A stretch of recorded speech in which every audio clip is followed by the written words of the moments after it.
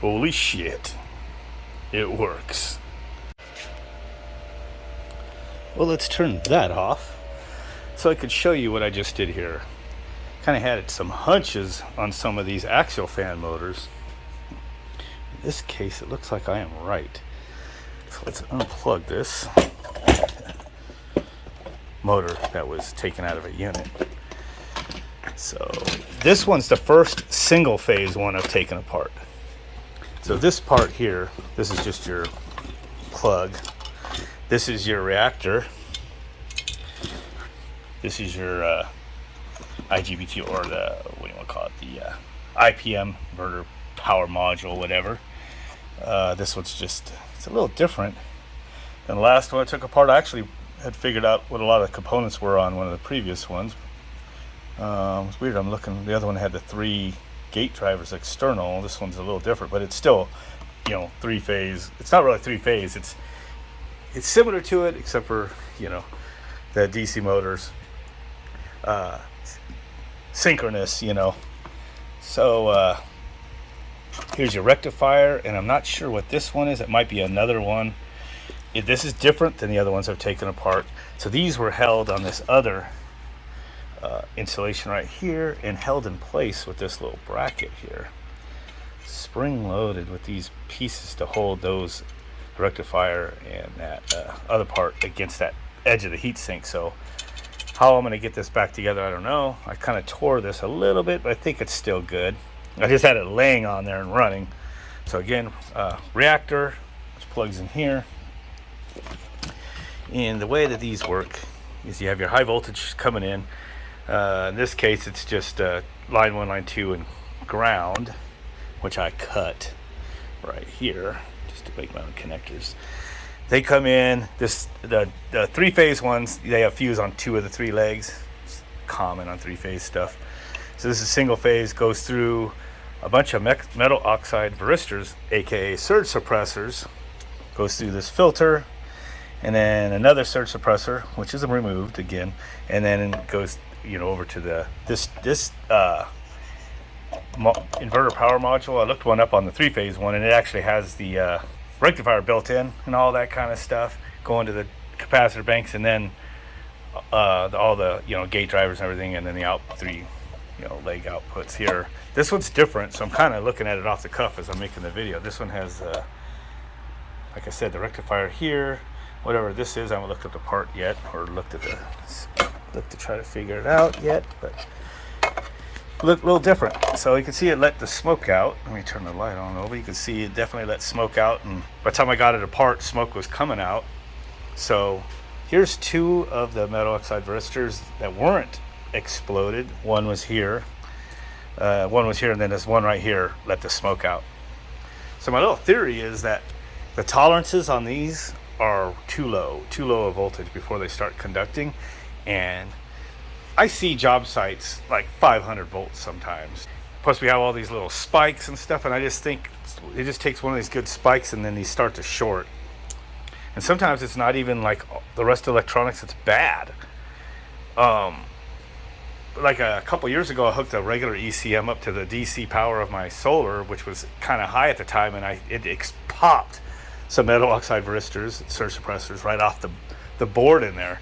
But in that case, they just popped off. I could shake the motor and hear that they were loose, but the motor still ran, because, you know, they're just in parallel across your voltage of every possibility, usually line to line, and then each line to ground, just to suppress voltage spikes.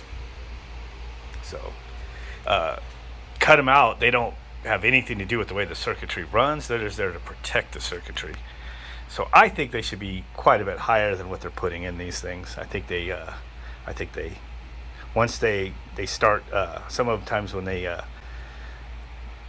basically the way they work is they have a breakdown voltage. So when they do, it like shunts itself across, like it becomes a short, so you don't have that high voltage on the rest of the circuitry. It's like a short path.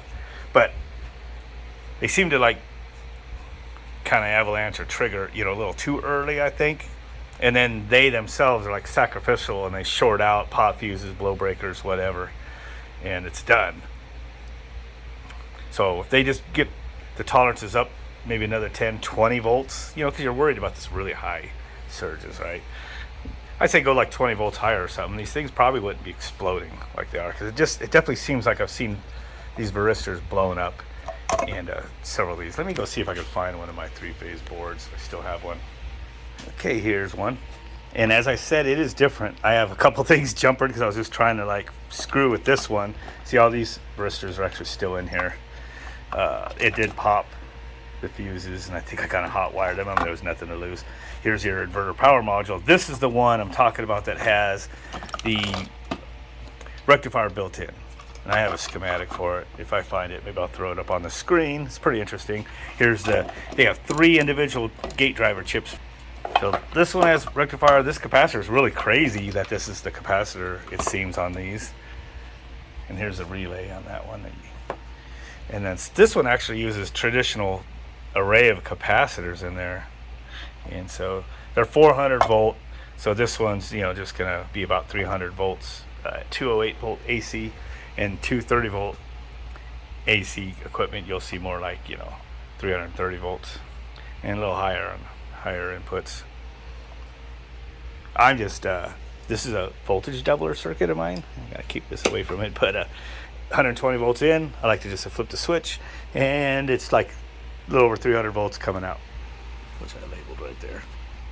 And stuff with rectifiers or whatever, it doesn't hurt to stick DC voltage in there. It just steers right through the diodes. The diodes won't be switching. It'll just keep the same couple diodes biased and feed right into the capacitors. You can't mix up the polarity. It automatically basically corrects through the rectifier, the bridge rectifier. So can't go wrong. Don't have to pay attention to the polarity. You could do that on VFDs. You could do that on ECMs. I've tried it on lots of that stuff. It just works. So I've talked about some of this in some other videos. I don't want to keep rambling on, but I'm going to try to put this back together completely and see if I can run that motor. I have nothing to lose. It's a used, old, decrepit motor.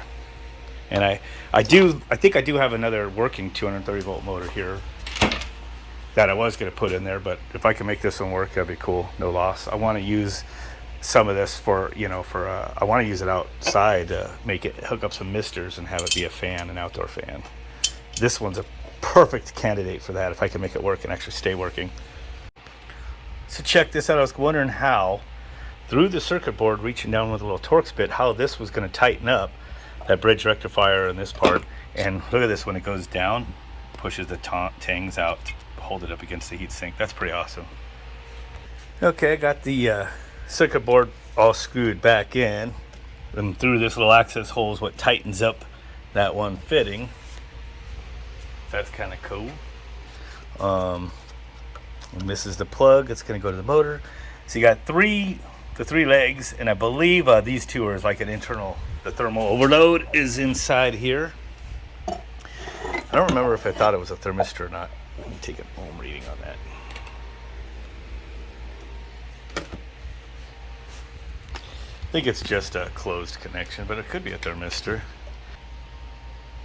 Yeah, it looks like pretty much just a closed connection, so it's just an IP. So I'm going to go ahead and put this on. I don't have 3 hands, but this is just going to sit on there, and I'm going to flip it over and put all the screws in. I'm going to put the electrical plug back in. I'm going to turn it on. I'll record when I turn it on in case it lets the smoke out, because hopefully I got all the insulators back in place. The one insulator still looked like it laid in place for the IPM. The other one kind of tore up and had cracks, and I wasn't going to trust it on that other part next to the rectifier, but I save a bunch of junk, and there's a bunch of Formica insulators, so I slapped it on that one and put it in there. So tightened it up. Hopefully nothing shorted, so I'm going to put it together and we'll give it a try. Alright, let's see here. Get this to line up. It's always fun. Come on. One of these days I almost need like a little tripod handy thing. I'll hold my camera when I'm doing stuff like this. I'll put all the rest of the screws in. Let's try it. Speaking of screws, I'm missing a couple. Found one down there. Missing another one of those that holds that electrical on. But not gonna worry about it. We're just gonna go ahead and fire this up before I put it in there, just to see if it works or see if the smoke comes out. And hopefully this, I'm waiting for this to explode in my face anytime I have a short. I don't have a fuse on it. It should just trip that. But get away from it. Fuck, it's shorting in there. Well, I recorded letting the smoke out. That sucks because it was fixed. It was working. Oh yeah, this thing, it just shorted the IGBT module now because this is stiff to turn. Well, kind of threw it together kind of fast. I thought everything went back together without touching any metal, but evidently something was grounded to the side. And now it did blow it up. So that is done. That sucks, but at least we did get to see it run. Did get to see it work after I cut out the MOVs. Next time, if I got another one of these to ever bring home, we'll do take 2 on that. I did have to take this back apart just to see where the smoke, and I can already see on the back side of the IPM, it blew up some components and traces right there. So no doubt, I bet you this insulated okay. This one I thought was going to be totally fine because this only has a conductor right here. Goes right to the edge of that screw hole, and it looks like everything's good right here. So, don't think it's arced to that. You could tell it freaking, got silly here. I thought I had enough right here, but evidently I bet the corner of this right here contacted, so that'd be the top. It'd be this corner right here. That sucks. So this module is toast. I always kind of wanted to maybe try to directly control some of these, but anyway, I'm going to save this board just because of the capacitors are always some of the most expensive parts in electronics. I've reused tons of them so far. Speaking of that, put that back. But got a good reactor here. But this is toast. Let me go find that motor now. Let's play with this before we end. Fun thing about this is that you want to set it this way, but the air draws in, and so it just blows everything to shit.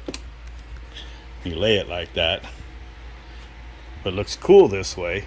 So you want to put stickers like that on there. So that sticker got all jacked up, but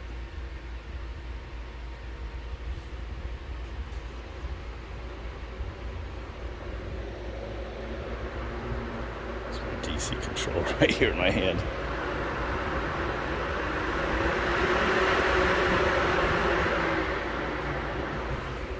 Let me go ahead and flip it over.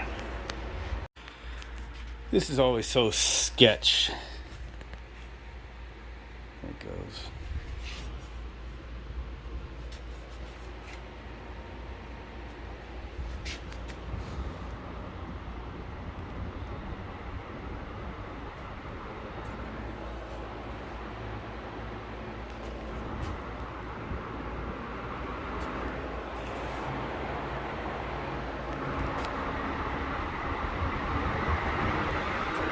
And sometimes, depending on which one of these I have this on, the voltage doubler, can't run the motor full. It'll like the voltage is sagging and it'll reset. It's actually running pretty decent. I have static on it. It's trying to take off now.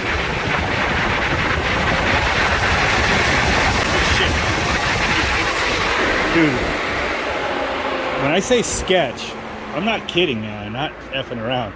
This thing started pulling the whole cart as it was blowing all this. I was going to short this out, and this thing was pulling out of my hand when I kicked that up to high speed like that. So we'll go ahead and shut that down because it is scary. But I do have another, complete fan. So I'll probably take this one. I'm going to make a mount for it, mount it out back where my gazebo area is and misters and everything, and I'll probably put a couple misters. I don't know if I want to dare put the misters on the inlet side. It makes the water evaporate better when you do, but then you get all that mineral buildup on the fan blades and everything is going to look like shite. So I'll probably put them on the outlet. And then I'll need to might have to put a screen on here so fingers go in there, but I'll probably put it up high or something. This one's a lot more dirty than the other one I got. The other one I got was like new. This one looks like it's ran a year or two. This fan blade and everything, but that's cool. I have another one of these now, and I'm gonna move on to, now I'm gonna have one to keep playing with. I'm gonna take this other one and make it into the backyard fan for my misters. It's gonna be cool when I crank that up. I might put a nozzle on the end of it and just scare the crap out of people. I don't know. Might blast really good. And the other cool thing is, I have to be careful with the MOVs though that haven't been cut out of this one though. But you know, they got the DC array off the panels that come in and go to run through all the conduit and go to this hybrid charger inverter here. So which is running my heat pump 144, because I left the door open to help blow this cool air out where I'm working. So this AC's been running non-stop off my batteries and solar, and it looks like the solar, it's still that, look at that, what time is it? It's running on solar and batteries, and it's after 7 o'clock, so it's probably running mostly off my batteries right now. But I won't need to heat water anytime soon, because that's up to 144. Set point's 126. Anyway, I'm just starting to say this is a battery, and then I got the solar. The solar is a 300 volt system, 330 volt. So I can stick it right into a motor, VFD, ECM. I've done that before, but knowing that these metal oxide varistors seem to have a shit tolerance, I probably won't do that. I'll just use one of these. I'll make another one of these. This is my little one for testing, but I'll make another one in a project box, and I'll just have 120 volts AC in, and it'll step it up to the DC that powers the module in there. That's that. So anyway, it's good to make some videos this week. I kind of had a little dry spell, and speaking of dry spells, just probably because of heat too, and because I needed to rework that thing, which I just did. You know, I kind of left this stuff just sitting here the way it was. And this is my homemade little controller. Like I said, some are going to be for my unit out there. Oh, I think I actually screwed it in there. I haven't showed you guys. But did I? Nope, still got the old shit in there. I'm going to take this out from that AC unit and put one of these in. I think I got the two programmed all ready to go for my little hacked mini units out there. They're just gonna run regular scrolls. So they're programmed for that. And I took one of those and kind of reworked it and programmed it to be my hybrid controller to clean up that mess of a bunch of different boards in there. That just works and never fucks up though. So I gotta remember what I was doing with it, but it's kind of just been sitting here. Yeah. All these different projects and stuff I've been doing just on hold. I haven't been out here. I think it's just because of summer and haven't been feeling as good when I come home. Sometimes I have to go on the roof a couple times. Just kind of neglected all that. So hopefully I get back to that. Anyway,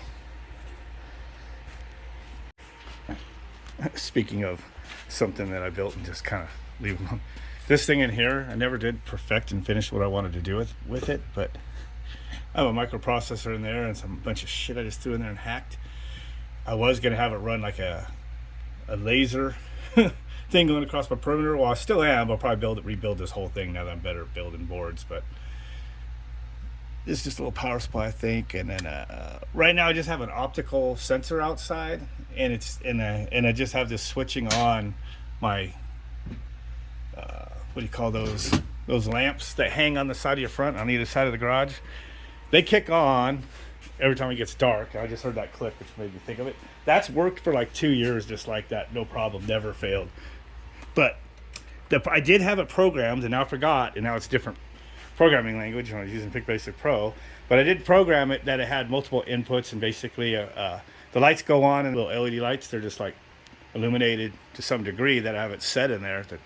And then the idea was when someone crosses the laser perimeter to my property, it was going to make them go bright so they know that they were detected. It's pretty awesome.